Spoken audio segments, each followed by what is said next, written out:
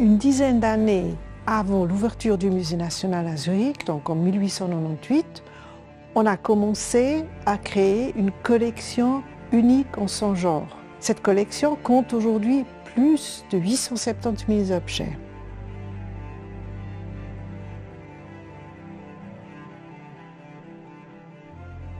Conserver des intérieurs ou des objets de décoration, c'est aussi une manière de garder une trace du passé, une trace de la manière dont nos ancêtres vivaient en Suisse.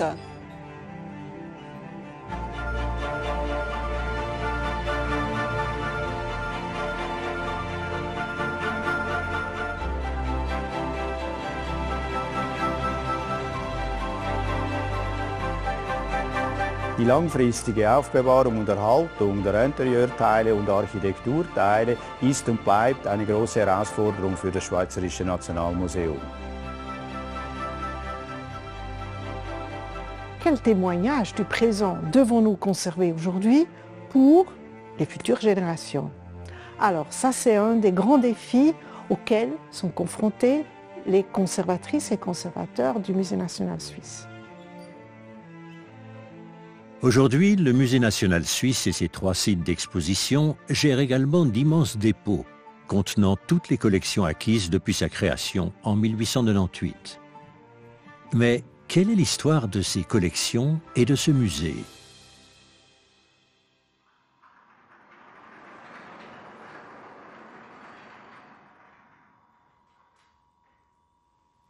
Plusieurs personnalités vont permettre la création du Musée national. Parmi elles, il y a Heinrich Angst. Au début, il est négociant en textile, puis collectionneur et marchand d'art. Il dénonce avec ardeur la vente à l'étranger du patrimoine suisse et il milite avec d'autres personnages pour la création d'un musée national. Alors dans l'entourage de Heinrich Angst, il y a une figure particulièrement importante, c'est Johann Rudolf Rahn, qui passe un peu pour le père fondateur de l'histoire de l'art suisse. C'est aussi un excellent dessinateur et il a laissé plus de 5000 dessins. Il voyageait beaucoup en Suisse. On voit ici des magnifiques vues extérieures comme le château d'Avanches ici, le château de Blonay, mais aussi des vues intérieures, par exemple dans le canton des Grisons à Flims, et ça c'est un intérieur très intéressant puisque c'est un de ces intérieurs qui justement va être vendu à l'étranger, d'abord en Allemagne, à Berlin, puis on le retrouve aux États-Unis et aujourd'hui il est au Metropolitan Museum de New York. Pour Rahn, les arts mineurs, donc les arts textiles, la céramique, l'argenterie, le bois sculpté, étaient presque mieux à même de refléter l'esprit national que les beaux-arts.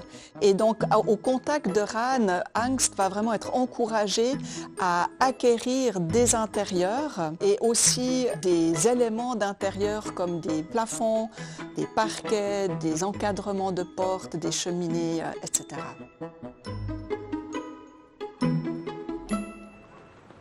« 1883. À Zurich, la première exposition nationale marque un tournant dans l'histoire de la conservation de ce patrimoine suisse. Heinrich Angst et le professeur d'histoire Simon Voegelin présentent un pavillon dédié aux arts et en particulier à ces arts dits mineurs.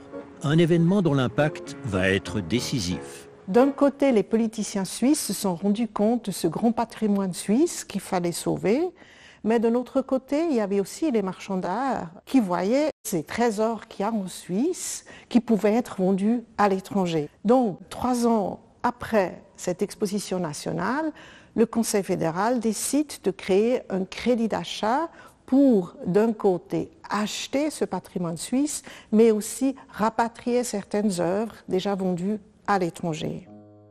Quelques années plus tard, l'idée d'un grand musée pour présenter au public ce patrimoine sauvegardé voit le jour.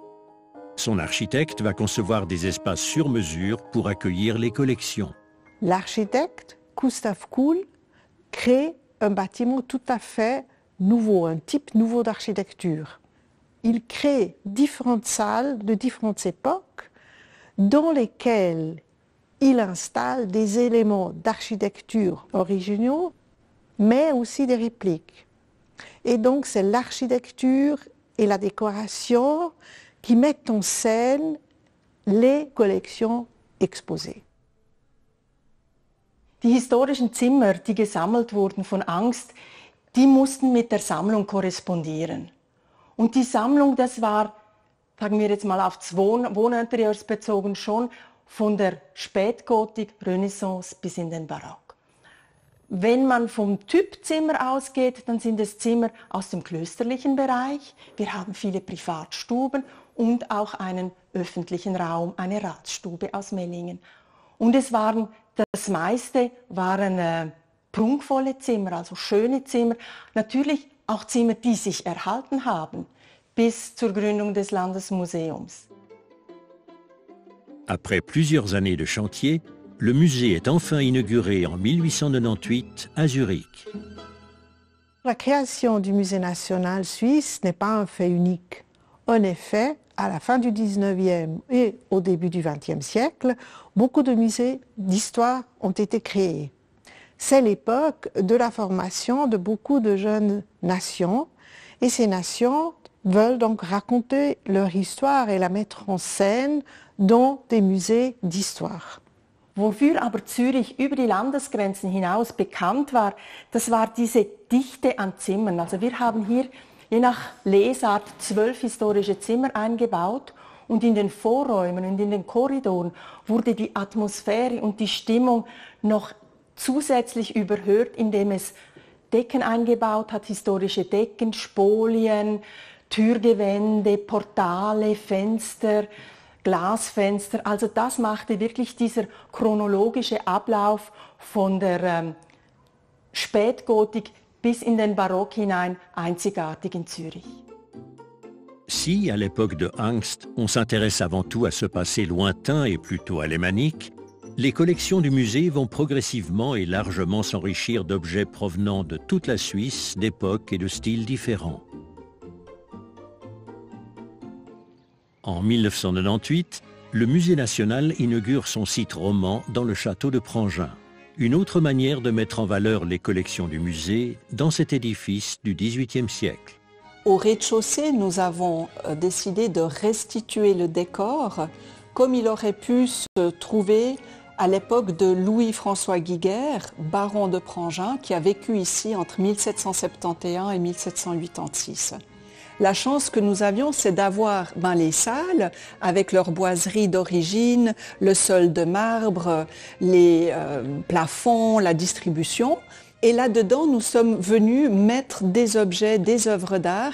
Plus de 600 objets sont sortis des dépôts du musée, représentatifs d'une époque, d'un lieu et d'un mode de vie. Au fil des décennies, la notion de patrimoine a évolué. Les conservateurs et conservatrices ont élargi leur champ d'horizon, à l'image de ce salon de coiffure fribourgeois des années 60, entré dans la collection en 2017. Der Coiffeursalon von Rosemarie ist eigentlich ein Glücksfall für uns, weil beinhaltet sehr viele Kriterien, die uns wichtig sind. Also zum einen ist er extrem gut erhalten, sozusagen original, samt Mobiliar, Gerätschaften, sogar das Kundinnenbuch ist vorhanden. Und was auch ganz wichtig ist, er dokumentiert eigentlich ein Frauenleben. Ein Frauenleben, diese Frau hat sich völlig ihrem Beruf verschrieben. Sie hat nie geheiratet, ist ledig geblieben, war mit Leib und Seele Coiffeuse.